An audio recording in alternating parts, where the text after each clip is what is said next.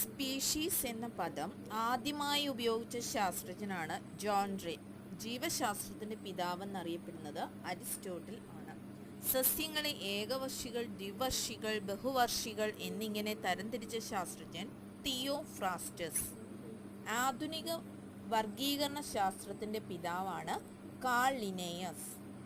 വർഗീകരണത്തിലെ അടിസ്ഥാന ഘടകം സ്പീഷീസ്. വർഗീകരണത്തിലെ അടിസ്ഥാന ഘടകം സ്പീഷീസ്. സ്പീഷീസ് എന്ന പദം ആദ്യമായി ഉപയോഗിച്ച ശാസ്ത്രജ്ഞനാണ് ജോൺ റേ. പ്രധാനപ്പെട്ട കുറേയേറെ ക്വസ്റ്റ്യൻസ് നമ്മുടെ റിവിഷൻ ക്ലാസ്സിലുണ്ട്. ഒന്നുകൂടെ നമുക്ക് നോക്കാം. Species John ray. ജീവശാസ്ത്രത്തിൻ്റെ പിതാവ് അരിസ്റ്റോട്ടിൽ. തിയോഫ്രാസ്റ്റസ് ആണ് സസ്യങ്ങളെ ഏകവർഷികൾ, ദ്വിവർഷികൾ, ബഹുവർഷികൾ എന്നിങ്ങനെ തരംതിരിച്ചത്. ആധുനിക വർഗീകരണ ശാസ്ത്രത്തിൻ്റെ പിതാവാണ് കാൾ ലിനേയസ്. വർഗീകരണത്തിലെ അടിസ്ഥാന ഘടകം സ്പീഷീസ്.